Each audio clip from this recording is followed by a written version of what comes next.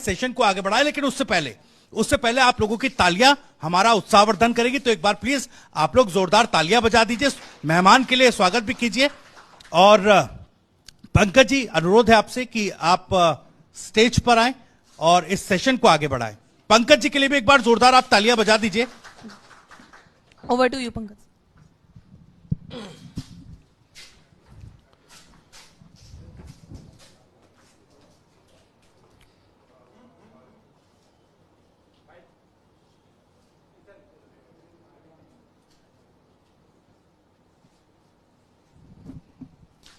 TV 9 के इस मंच पर AIMIM के प्रदेश अध्यक्ष अख्तरुल साहब का जोरदार स्वागत करिए। एक बार फिर से ताली बजाइए, क्योंकि टीवी 9 के मंच पर आए हैं। इनको हम लोग अक्सर सुनते रहते हैं और बिहार में AIMIM को इन्होंने जिस तरीके से मजबूत किया है और लगातार जिस तरीके से ये सड़कों पर स्ट्रगल करते हुए दिखाई पड़ते हैं। और एक बात इनके लिए जो काबिले तारीफ कही जाती है कि दरअसल ये हर समुदाय को जो साथ लेने का प्रयास करते हैं, भले ही दूर से ऐसा दिखाई पड़ता है कि AIMIM में है तो ये कैसे संभव हो सकता है, लेकिन इनके नेता जो ओवैसी साहब हैं, आपको याद होगा ऑपरेशन सिंदूर के बाद किस तरीके से उनकी लोकप्रियता अन्य समाज में भी बढ़ी और लोग किस तरीके से उनको नेशनलिस्ट करार देने लगे सोशल मीडिया पे। बहरहाल ये पॉलिटिकल बातें हैं, वो पहले भी नेशनलिस्ट थे, मैं इस पे नहीं जाना चाहूंगा। पर सबसे बड़ी बात यह है कि AIMIM को मजबूत करने के लिए जिस तरीके से अख्तरुल साहब बिहार में काम कर रहे हैं, वो निश्चित तौर पर यह बताता है कि पिछली बार जो 5 सीटें जीता इन्होंने, तो ये फैक्टर बता दिया कि 5 पर जीत हुई है, 3 पर 2 नंबर में है। इसलिए सीमांचल में AIMIM बड़ी ताकत है, इस बात को एक्नॉलेज दिल्ली में भी किया जाता है, यह मैं कह सकता हूं। तो अख्तरुल साहब, आप हमारे प्लेटफॉर्म पर आए, आपका बहुत स्वागत है। मैं जानता हूं उसकी चर्चा मैं करना नहीं चाहूंगा, वजह यह है कि मैं उसको हवा देना नहीं चाहता, तूल देना नहीं चाहता। कई बार कुछ गलत चीजें होती हैं, उसको दबा ही देना चाहिए, उसकी चर्चा से माहौल खराब होता है। पर आप यहां पर आए और इस बीच में आए, इसलिए एक बार फिर आपका तहे दिल से शुक्रिया। नहीं साहब, शुक्रिया अदा करते हैं। मैं आपके शुक्रिया अदा करने का शुक्रिया अदा करता हूं।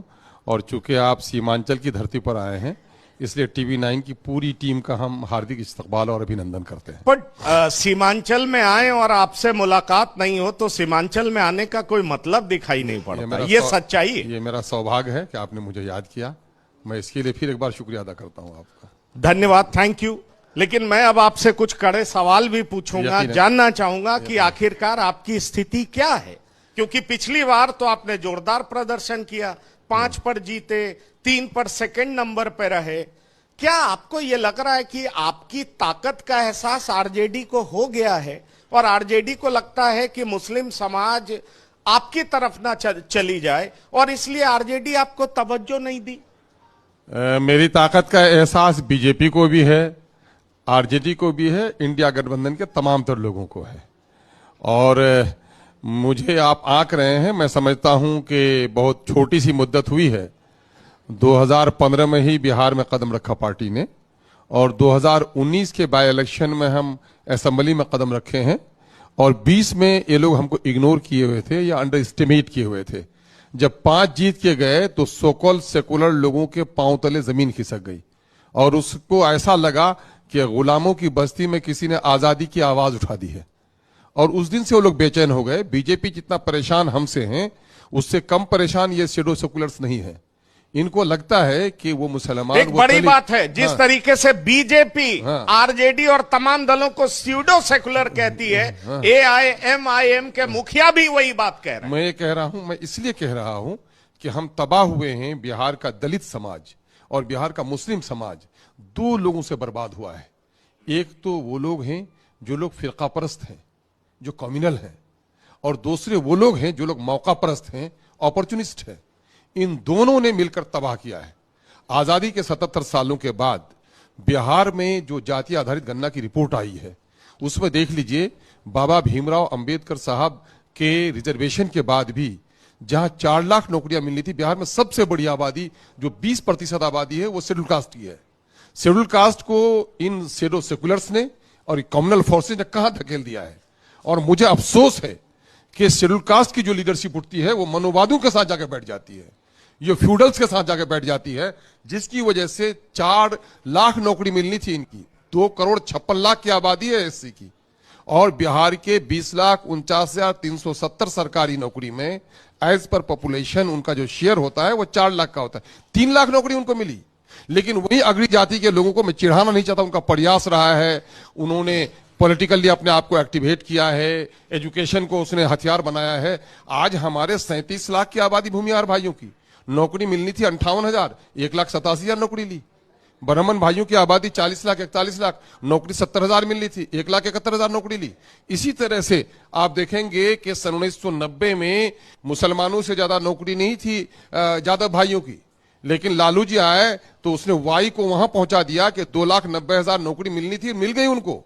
और मुसलमानों की जिनकी आबादी यादव भाइयों से बड़ी है, दो सेकंड लार्जेस्ट आबादी है, 18%, 2,31,00,000, और उसकी नौकरी होनी थी 3,68,000, 1,73,000 नौकरी, 1,63,000 नौकरी देकर उनको लगभग 2 लाख नौकरी से वंचित रखा। ये तमाम तो लोगों ने किया है। यही वजह है कि इस मुद्दे पर असेंबली में मेरे अलावा न कोई दलित लीडर बोल सका, न कोई मुस्लिम लीडर बोल सका, क्योंकि उसका रिश्ता चाहे तो एनडीए से है चाहे इंडिया से है। और ये 35 साल की 35 साल की नौकरी होती है। इस नौकरी के खाने में दलितों के और मुसलमानों को नौकरी से वंचित रखने में सब लोग बराबर के भागीदार हैं। इसलिए शर्म के मारे कोई नहीं बोल पा रहे मेरे अलावा। नहीं, ठीक है, आपने ये बात कही, इसमें बहुत सारे सवाल छुपे हुए हैं, लेकिन मैं पहला सवाल करता हूं। आपको हिंदू में तमाम जातियों में यह बात दिखाई पड़ रही है, भूमिहार को ज्यादा नौकरी, राजपूत को ज्यादा नौकरी, ब्राह्मण को ज्यादा नौकरी, ठीक है, मान लिया कास्ट को ज्यादा नौकरी। मैं आप कह रहे हैं आबादी के हिसाब से ज्यादा नौकरी। ये इस समस्या से मुसलमान समाज भी तो ग्रसित है। पसमानदा कहां रह गया, शेख, सैयद, पठान, हर जगह वही तो रूल कर रहे हैं, और राजनीति में भी यही होता है। अख्तरुल साहब, मैं सवाल पूछ लूं, आप बिल्कुल मुझे करेक्ट करिए, मेरा ज्ञान वर्धन करिए। राजनीति में भी तो यही होता कि ये लोग डोमिनेट करते हैं, बड़े बड़े हुक्मरान इन तक पहुंच जाते हैं और बाकी आबादी उनके पीछे लग जाती है। और कहा जाता है कि मुस्लिम समाज का जो डेवलपमेंट रुका, उसकी बड़ी वजह यह है कि ये समाज अपने कुछ बड़े मुखियाओं के पीछे चल पड़ता है और उनको बड़ी बड़ी पार्टियां साध लेती है, और इसीलिए मुस्लिम समाज डेवलप नहीं कर पाया, बल्कि अवसान की ओर जाने लगा। कुछ कहना चाहेंगे इस बारे में? मैं आपके सवाल का जवाब देता हूं। हर धर्म में कुछ न कुछ जातियों पर लोग बटे हुए हैं, मैं इससे इनकार नहीं करता। मुसलमानों के यहाँ भी सैयद है, शेख है, अंसारी हैं, इससे मैं इनकार नहीं करता। लेकिन एज ए होल मुस्लिम आबादी का अगर विश्लेषण करेंगे तो आप देखेंगे कि नौकरियों में जो हाल अंसारियों का है वही हाल सुरजापुरियों का है, वही हाल कुल्हिया लोगों का है। जिस जगह आप बैठे हैं यहां पर अंसारी की आबादी कम है, यहां पर सुरजापुरी की आबादी 24 लाख है, और उस हिसाब से जो उनको नौकरी मिलनी थी उसको 1/3 नौकरी मिली है। 12 लाख की आबादी है हमारे इनकी कुल्हिया भाइयों की और सिरसाबादियों की, उनकी नौकरी 18,000 19,000 मिलनी थी, उनको 5,000 7,000 नौकरी मिली है। तो ये सवाल जो है मुस्लिम समुदाय में जात बिरादरी अलग हो, लेकिन सरकारी तौर पर जो मुराआत मिलने चाहिए, जो फैसिलिटीज मिलनी चाहिए, जो नौकरी मिलनी चाहिए, उनमें सबका हाल एक ही हाल है, उसमें कोई बड़ा छोटा नहीं है। माली एतबार से कोई जमीन जायदाद रखते हो, सोशल स्टेटस उनका बड़ा है, लेकिन सरकारी तौर पर जो नौकरियां मिली हैं वो मुसलमानों के सबूत समुदाय के साथ एक बराबर का है। वो विश्लेषण की रिपोर्ट कहती है, मैं नहीं कहता। ठीक है, सवाल को आगे बढ़ाते हैं। जी, आप आरजेडी में थे, आखिरकार आपको आरजेडी में क्या दिक्कत दिखी? लालू प्रसाद तो कहते हैं हम मुसलमान के रहनुमा हैं, हमने बहुत कुछ किया है। लालू प्रसाद के पीछे मुस्लिम समाज दिखाई पड़ता है। ऐसे में सवाल उठता है कि आपने कहा 18% आबादी, हमें 4 लोकसभा सीट क्यों दिया गया? ये एक बड़ा सवाल है और हमने अपने प्लेटफॉर्म से हमेशा उठाया है। बड़ा सवाल यह है कि आबादी के अनुसार नौकरी की मांग करने वाली पार्टी, आरक्षण की मांग करने वाली पार्टी मुस्लिम मसले पर अपनी आंख बंद क्यों कर लेती है? क्या आप मानते हैं कि लालू प्रसाद वाकई रहनुमा नहीं है और आरजेडी में गए, आपकी आंखें खुल गई, इसलिए आप ओवैसी जी के साथ चले आए? मैं आपके सवाल में ही जवाब है, हम आपसे सुनना चाहते हैं। नहीं, आपके सवाल ही में जवाब है कि मुसलमानों के साथ अनदेखी क्यों करते हैं। मैं 2 चीजें आपको अभी बता रहा हूं इनकी नाइंसाफियों की। यकीन जानिए कि बिहार में इस वक्त यादव भाइयों की आबादी 14% है और इसमें से इनके लगभग 6 से 7% लोग भाजपा में जा चुके हैं। बिहार में जितने एमएलए एमपी यादवों को जीते हैं या मुस्लिम जहां से आरजेडी के टिकट में खड़े हुए वहां जाके देख लिए, यादव भाइयों ने अब्दुल बारी सिद्दीकी को हरा दिया। तो मामला यह है कि यादव भाइयों का मैं समझता हूं एज ए होल 60% राजद के साथ है, 40% बीजेपी के साथ जा चुका है। लेकिन मुसलमानों के 18% में 18% इनके साथ है, 0.5% हम डिस्टर्ब किया है, लेकिन 17.5% इनके साथ है। तब तो हार हो जाएगी, आपकी बड़ी हार हो जाएगी, आप चुनौती नहीं दे पाएंगे आरजेडी को। मैं आपको बता रहा हूं कि किस मामले में, ये कब का मामला है, 2015 को मैं बताता हूं। 2015 में जब महागठबंधन का इलेक्शन हुआ तो मुसलमानों ने स्नान करके वजू करके वोट दिया इनको।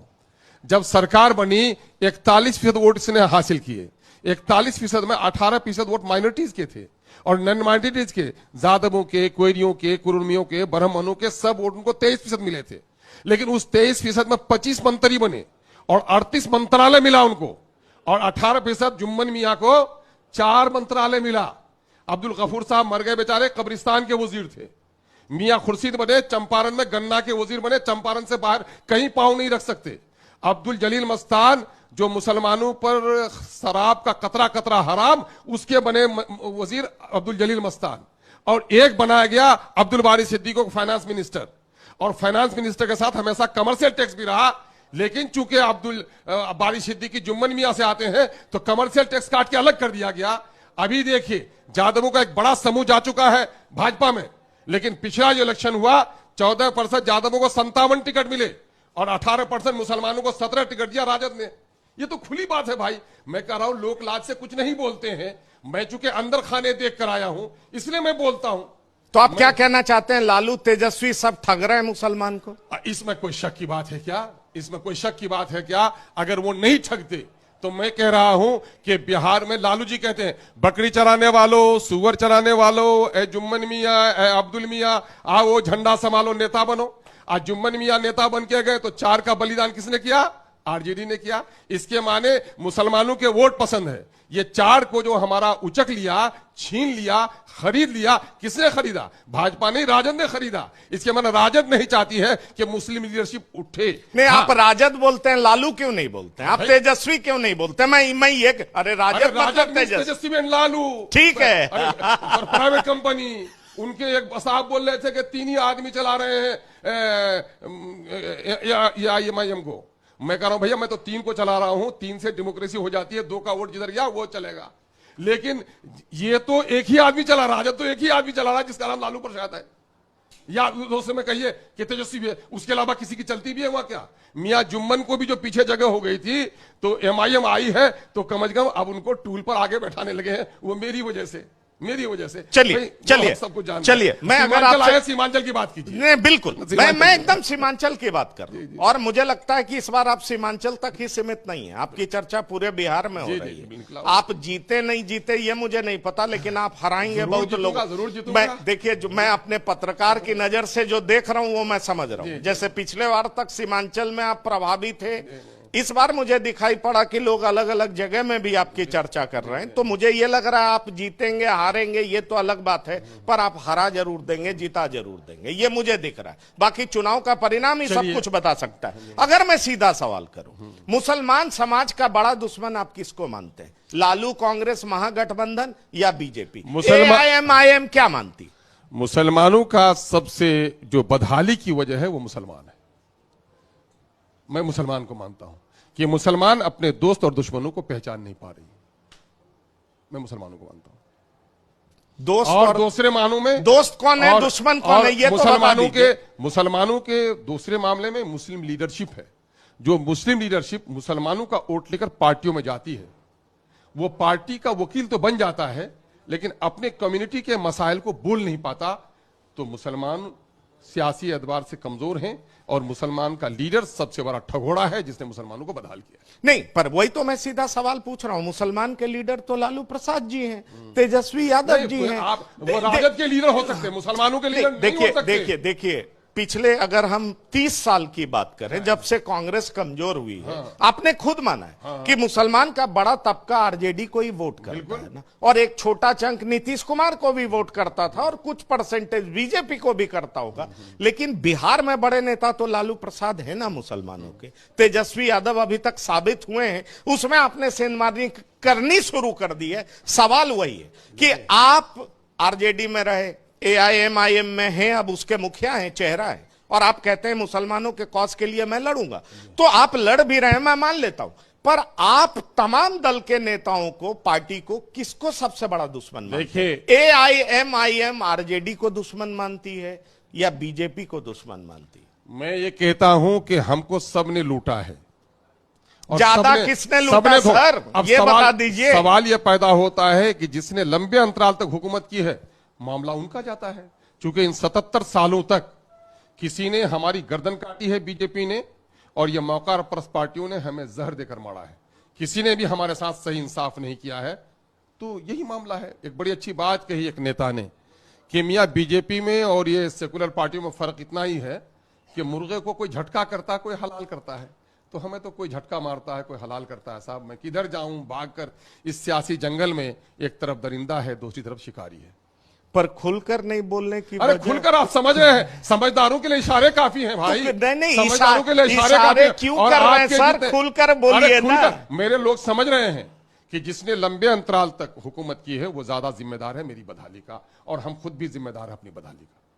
चलिए, ये आप बड़ी बात कर गए। अब सब बड़ा सवाल ये है, राहुल गांधी की भारत जोड़ो यात्रा हुई और कहा यह जाने लगा सीमांचल में वो आए, कर्नाटक में जीते, अब मुसलमान कांग्रेस की तरफ उम्मीद से देख रहा है। झारखंड में जीत हुई, कहा जा रहा है मुसलमान कांग्रेस की तरफ अब बढ़ रहा है, वो विश्वास पैदा हुआ है फिर से। अब बिहार में भी कांग्रेस का कॉन्फिडेंस बढ़ गया है कि राहुल गांधी की यात्रा की वजह से मुसलमान अब कांग्रेस की तरफ देख रहे हैं। अगर मैं एआईएमआईएम से पूछूं तो मुसलमानों के बीच तेजस्वी यादव ज्यादा पॉपुलर है, लालू यादव ज्यादा पॉपुलर है, या राहुल गांधी पॉपुलर है? मैं कह रहा हूं ये बात तो उन लोगों से पूछिए। मैं तो इस वक्त देख रहा हूं कि बिहार में एमआईएम मुसलमानों के दरमियान में सबसे ज्यादा पॉपुलर है, इसलिए कि मेरे साथ भी खड़े हैं, और जब इनका काफिला निकलता है तो इनको भी झंडे दिखा के कहते हैं, इसलिए मैं सबसे ज्यादा पॉपुलर मुसलमानों में मैं हूं। आप बार बार कहते रहे हमको शामिल करो, बीजेपी को हराना है, आपने चिट्ठी लिखी, आपकी एक गाड़ियों का लंबा काफिला उनके दफ्तर तक भी गया, हम लोगों ने कवर भी किया, हम आपकी हर खबर को प्रमुखता से दिखाते हैं। अब आप ये बताइए कि आरजेडी ने आपको क्यों नहीं लिया, जबकि आपके नेता की दोस्ती तो लालू जी से बहुत अच्छी है। मैं कह क्यों नहीं लिया, ये सवाल तो आप उनसे पूछिएगा। नहीं, पर आपको लग रहा होगा ना कि क्यों नहीं लिया। मैं ये समझता हूं, ये ओवैसी जी, अख्तरुल इमाम साहब का वन साइडेड लव है, लंबे समय से वन साइडेड लव है कि क्या है, ये बता तो दीजिए। एक तरफा प्यार है? नहीं, माशूका ये कहती रही कि मेरा आशिक मेरे दरवाजे पे आता नहीं है ना, इसलिए मैं मुखातिब नहीं हूं।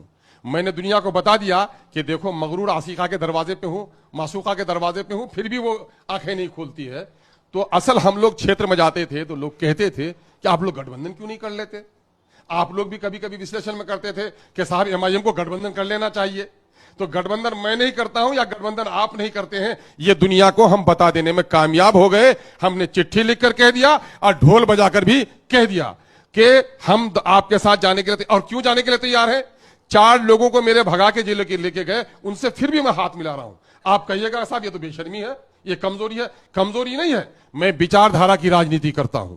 बिहार में और पूरे देश में बीजेपी जो इस वक्त नंगा नाच रही है और संविधान पर जो हमला कर रही है, मैं ऐसे वक्त में समझता हूं कि मेरी बका और मेरे जान और माल का मसला बाज का है, लेकिन 2 चीजों को बचाना जरूरी है। एक तो संविधान को, और दूसरा कहीं न कहीं हिंदू और मुसलमानों के सौहार्द को। गरचे हम सौहार्द बचाने में लड़ते हैं, हम घायल होते रहते हैं। यही वजह है कि 4 लोगों के लुट जाने के बावजूद भी मैंने कहा आओ हाथ मिलाओ, बिहार में कम से कम सौहार्दपूर्ण वातावरण को स्थापित करो, ये कॉमनल फोर्सेज को शिकस्त दे दो। लेकिन ये चाहते ये हैं कि कॉमनल फोर्सेज रह जाएं, लेकिन मुसलमानों को ऊपर उठने नहीं दें। मैं अक्सर कहता रहा हूं, बात तल्ख है हमारी, गांव की गरीब बेवा की बेटी खूबसूरत होती है, उसके जिस्म को हर कोई नोचना चाहता है, उसके बिंदिया पे सिंदूर कोई नहीं लगाना चाहता है। मुसलमानों का हाल वही हो गया है कि इनका वोट लेना चाहता है, लेकिन सत्य में इनको कोई साझीदार बनाना नहीं चाहता है। नहीं, पर वो तो आप पे आरोप लगाते हैं कि आप बीजेपी की बी टीम है। वो कहते हैं वो हमारी मदद AIMIM बिहार में मदद करे, हम हैदराबाद में मदद करने जाएंगे। वो कहते हैं बीजेपी की बी टीम इसलिए, लॉजिक देते हैं, कहते हैं ये बताइए बैरिस्टर साहब, मतलब असुद्दीन ओवैसी के खिलाफ कभी आपने सुना है ईडी रेड हुआ हो? आपने सुना है CBI रेड हुआ हो? आपने देखा किस तरीके से उनको विदेश में एक फॉरेन डेलीगेशन को लीड करने का अवसर प्रदान किया? तरह तरह के सवाल उठ रहे हैं और कहा यह जा रहा है कि पर्दे के पीछे ओवैसी और मोदी जी में सेटिंग है। क्या वाकई सेटिंग है क्या? एक तो बात बता दीजिए कि ऑपरेशन सिंदूर के मौके से जो बाहर डेलीगेशन गया था उसके लीडर वो नहीं थे, उसमें सबऑर्डिनेट थे वो। नहीं, अब सुनिए, मैं कह रहा हूं, 5 नाटों के दरमियान में एक लंबा आ जाएगा, लीडर न भी होगा तब भी ऊंचा दिखेगा। तो मेरा लीडर ही कुछ ऐसी क्वालिटी रखता है, वो जहां भी जाता है छा जाता है। और दूसरी बात, मां बीमार पड़ी हॉस्पिटल ले गए, अब वो बीमार नहीं पड़े तब भी उनका ऑपरेशन कराएं क्या? मैंने चोरी न करे तब भी जेल जाए क्या? अरे बैरिस्टर असुद्दीन बैरिस्टर है, वो अपना मामला साफ रखता है, मंत्री कभी बना नहीं, किसी को कभी ठगा नहीं, तो ईडी का छापा क्यों पड़ेगा यार? अरे जिनके पेट में दर्द है, जिनको ऐठन है, जिनको डिकार आती है, उनको ना चाहिए डॉक्टर, मेरे को नहीं। पर वो कहते हैं, आप देख लीजिए 90% से ज्यादा अच्छा, ईडी रेड गलत ही पड़ा है, फिर असुद्दीन ओवैसी साहब के खिलाफ क्यों नहीं? अब नहीं पड़ता है तो हमारी वो हैसियत है ना, और हमारे साथ कितनी दुश्मनी होती है। ये कहता है कि इसकी पूरी कौम को बर्बाद कर दिया, मियां जुम्मन को नीचे बैठा दिया। यार एक जुम्मन बोलता है, उनको बोलने दो, पूरे जुम्मन को तो लूट लिया इसने। और आप कह रहे हैं बीजेपी की बी टीम, कौन लोग कहते हैं? शर्मो हया है किसी को? मुझे मेरी तल्ख होती है बात है किसी को? आप बताइए, 90 में हुकूमत बनी थी लालू यादव साहब की, आउटसाइड सपोर्ट किसने किया था? बोलिए जरा, आप याद होगा आपको? बीजेपी ने किया। चलिए अच्छा, आप ये बात बताइए कि वो तो बीपी सिंह गवर्नमेंट को भी किया 2005 में। चलिए ठीक है, मैं कह रहा हूं, मैं इल्जाम नहीं लगाता हूं। अच्छा क्या नहीं, क्यों नहीं लगाते हैं? क्या पोल के बाद अलायंस करिएगा क्या? मैंने कहा ठीक है अलायंस नहीं किया, लेकिन सपोर्ट किया, थोड़ी हमदर्दी थी। लखनऊ में उछल के मोदी जी के परिवार से मोदी से किसका परिवार ने फोटो लिया? मेरे परिवार ने लिया क्या? अवैसी के परिवार ने लिया क्या? उछल के किसने लिया? राजद वालों के परिवार ने फोटो लिया। मुझको तो, मैं देखता हूं मोदी को तो मेरी बिल्किस की आवाज नजर आती है, गुजरात में गोधरा में कटे हुए सोहराब की जली हुई आंखें नजर आती हैं। लेकिन क्या इनको ऐसी नफरत थी? उछल के फोटो ले रहे थे। अच्छा आइए आप, 2005 में दिवंगत नेता रामविलास पासवान साहब ने 29 लोग जीत के आए थे, मैं भी उस वक्त जीत के गया था राजद में, और उस वक्त हुकूमत नहीं बन पाई। इन्होंने ऑफर किया था कि साहब मेरा समर्थन ले लो, सरकार बनाओ, वरना बीजेपी के हाथ में बिहार चला जाएगा। लेकिन वही राजद है जिसने बीजेपी के हाथों में सरकार जाने दिया, लेकिन किसी मुसलमान मुख्यमंत्री के नाम पर तैयार नहीं हुए। बीजेपी की बी टीम कौन है? अच्छा आप आइए, चलिए, आप पूर्णिया की धरती में हैं, गवाह होंगे, यहां हमारे बहुत सारे लीडर हैं। अरे नहीं दे रहे हो इंडिया गठबंधन को वोट, तो एनडीओ को दे दो। ये जुमला किसका था बताइए? याद होगा आपको? ये जुमला किसका था? तेजस्वी यादव। आप बताइए साहब कि एनडीए का समर्थन जो करे साहब, तो वो तो हो जाए पाक, और मैं एनडीए से लड़ूं साहब 56 इंच के सीने वाले से, तो मैं हो जाऊं बीजेपी की बी टीम। मैंने दुनिया में ऐसी कोई तमसील नहीं देखी, कातिल ही मसीहा है, कातिल ही सिपाही है। बड़ा अजीब सा मामला भाई। नहीं, पर ये हो रहा है ना कि आप उनके वोट बैंक में सेंधमारी कर उनका रहे वोट, हैं। सुनिए, मैं कह रहा हूं कि बिहार की ये आजाद जनता, ये नागरिक जनता, किसी की बबोती है, किसी की वो रैयत है, किसी का अपना खरीदा हुआ माल है जो सिंग मार रहा हूं। अरे मैं भी आ रहा हूं, तू भी आ रहा है मैदान में, आवाम जिसको चाहेगी चुनेगी। अगर 90 से पहले आप नहीं थे तो आप सिंगमारी करने के लिए गए थे। जब आपको कहा जाता था कि आप कांग्रेस की सिंगमारी कर रहे हैं, तो कितना तीखा लगता था आपको, क्योंकि कांग्रेस आ रही थी, है ना? तो 77 की ललकार जनता की सरकार, तो जनता को कह रहे थे कि जनता की सरकार तो सिंगमारी कर रही है कांग्रेस वोट में। ये डेमोक्रेसी है। डेमोक्रेसी में तमाम तर नागरिकों की इज्जत, सम्मान, वोट का वैल्यू और उसका जो पॉलिटिकल एक्टिविटीज है सब बराबर की होनी चाहिए। किसी की रैयत नहीं है, कोई किसी को छीन रहा है। तो ये बताइए, बिहार में आप राजनीतिक रूप से अछूत क्यों हैं?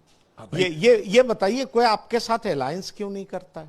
ये एक बड़ा सवाल है। आपके भीतर कॉन्फिडेंस जगह कि ऑपरेशन सिंदूर के बाद आपके नेता की छवि सेकुलर वाली बनी, लेकिन सेकुलर वाली बनी नहीं, दुनिया जिनकी आंखों में पट्टी नहीं, उनकी पट्टी खुली, सेकुलर तो पहले भी थे। बिल्कुल, देखिए सेकुलर पहले थे, मैं परसेप्शन वाइज बात कर रहा हूं, लोग सोशल मीडिया में खुल के लिखने लगे। जी जी जी। अब सवाल ये उठता है कि इसके बावजूद बिहार में लोग आपसे अलायंस क्यों नहीं करते हैं? मैं बता आपने देता तारीफ की दिवंगत नेता रामविलास पासवान की, चिराग आपसे क्यों नहीं गठबंधन चिराग तो करते? खुद चले गए। आप- चिराग तो आ- खुद आ- आ- अपने पिता के डगर से हट गए हैं। आपके प्रवक्ता कई बार हमारे प्लेटफॉर्म पर प्रशांत किशोर के मुद्दे की उन्होंने तारीफ की, फिर भी पीके आपसे गठबंधन क्यों नहीं करते? अच्छा, आप मिलने पीके, आप मैं तो जीत के भी आया हूं, पीके तो भी जीत के भी नहीं आए। सुनिए, मैं आगे एक और सवाल पूछ लूं। मैंने देखा अभी ये पान पार्टी की भी चर्चा बिहार में बहुत सारे कॉर्नर में है। आप एक बार घर पे मिलने भी गए थे और बड़ा अच्छा चाय वाय का नजारा था, फिर भी गठबंधन क्यों नहीं हुआ?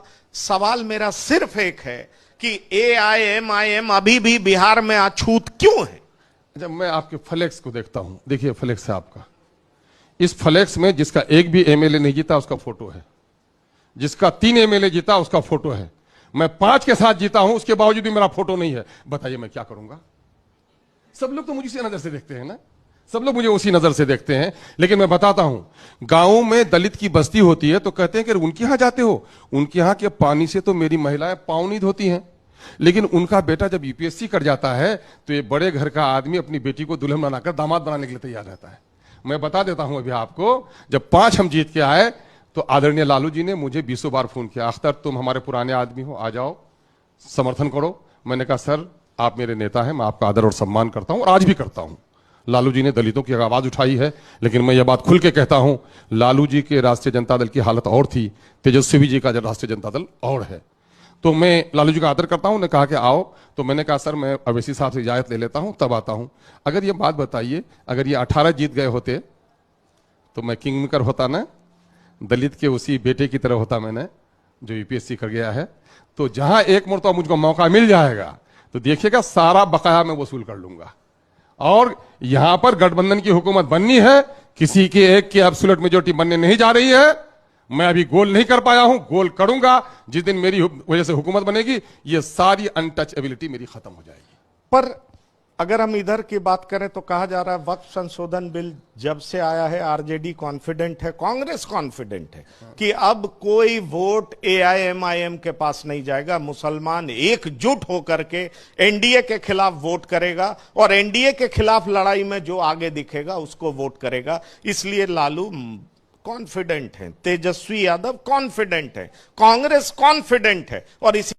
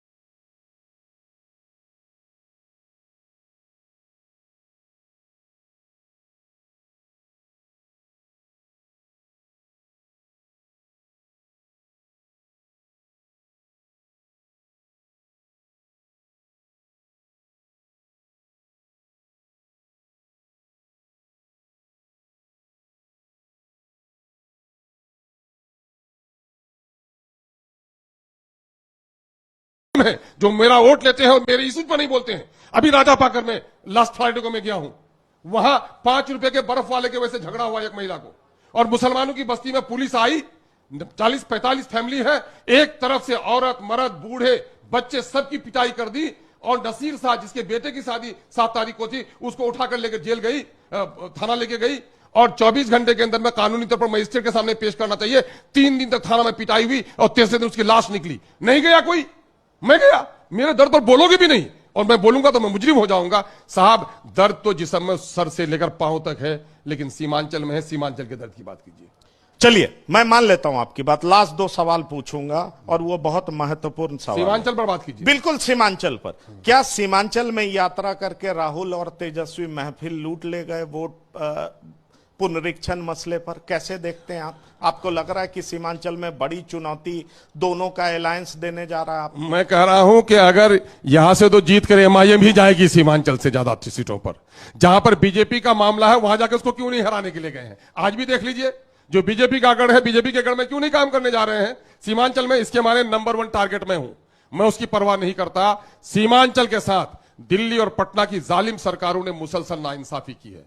सबसे ज्यादा पलायन आज सीमांचल का हो रहा है। क्यों नहीं पलायन पर आवाज उठाते हैं? 18 महीने तक हुकूमत रही राजद की और नीतीश जी की, जेडीयू की।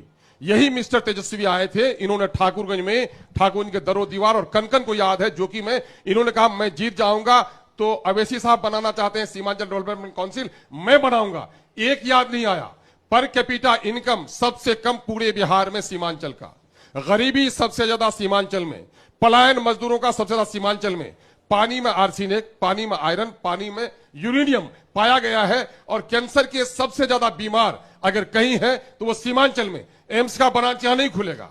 मुझको कल तक अविभाजित बिहार में हाईकोर्ट का बेंच, स्पेशल बेंच था आपका जाकर के रांची में, झारखंड में, और आज हाईकोर्ट के बेंच के लिए हम लड़ रहे हैं, हाईकोर्ट का बेंच हमको नहीं दे रहे हैं। सैलाब की तबाही सबसे ज्यादा सीमांचल में। पूर्णिया में एयरपोर्ट के लिए मोदी जी को धन्यवाद कहिएगा। अरे मैं क्या करूं, बड़ी देर कर दी मेहरबा आते आते, आज से 7 साल पहले तो आ तो गए मेहरबा। आए तो अरे देर होती है, इंतजार की घड़ियां लंबी जरूर होती है, लेकिन आ तो गए मेहरबा। मैं बता दूं, बेवा के बस्ती में दीवार के उस पार बिरयानी पकने से गरीब बेवा का पेट नहीं भर जाएगा। चलिए सुनिए, मैं बता देता हूं, अररिया, पूर्णिया, कटिहार की आबादी 1 करोड़ 30 लाख हो गई है, और एयरपोर्ट से सफर करेंगे 5% लोग। अब बाकी 1 करोड़ 20 लाख लोगों का क्या हुआ? उसके लिए चाहिए एम्स का ब्रांच, उसके लिए चाहिए यहां पर रोजगार के लिए कल कारखाने, उसके लिए चाहिए फ्लड कंट्रोल का मसला, उसके लिए चाहिए हाईकोर्ट का बेंच, उसके लिए चाहिए फूड प्रोसेसिंग। हमारे यहाँ पैदावार हो रही है, गन्ने की भी पैदावार हो रही है। अंतिम सवाल, समय की कमी है, समय की कमी है। आप तो नहीं दर्शन करा, सीमांचल आएंगे आप। बिल्कुल सीमांचल पे आ गए।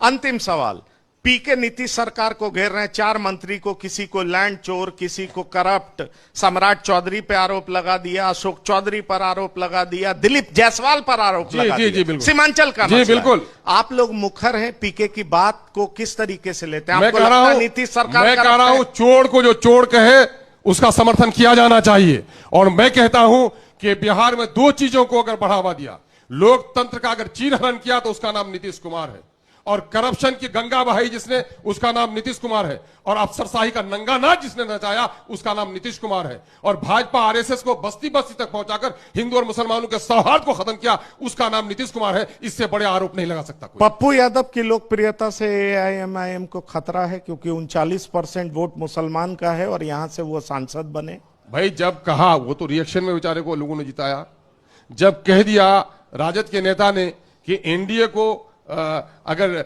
इंडिया को नहीं देते तो एनडीए को दे दो, तो यहां के तो मुसलमानों को मुबारकबाद देता हूं कि इन्होंने इसकी नीयत को भांप लिया, एक तीसरी ताकत को सामने में खड़ा कर दिया। चलिए अख्तरुल साहब, आप अपने व्यस्तम कार्यक्रम से यहां पहुंचे, और खास तौर पर जो आमौर में माहौल दिखा कल, मैं उसकी चर्चा ज्यादा नहीं करूंगा, लेकिन इस सब के बीच आप यहां पर पहुंचे। आपकी एक शिकायत जरूर है, हम आगे से उसका ध्यान रखेंगे, लेकिन आप साक्षात मौजूद हैं, आपकी पार्टी का हर मुद्दा हम उठाते हैं। लेकिन अंत में आपको धन्यवाद करना चाहेंगे कि सीमांचल से जुड़े हर मसले पर आपने बड़ी बेबाकी से बात की, इसलिए TV9 के मंच पर आने के लिए बहुत बहुत धन्यवाद और शुक्रिया। आपने मुझे अवसर प्रदान किया, आपका बहुत बहुत धन्यवाद। Thank you. Thank you.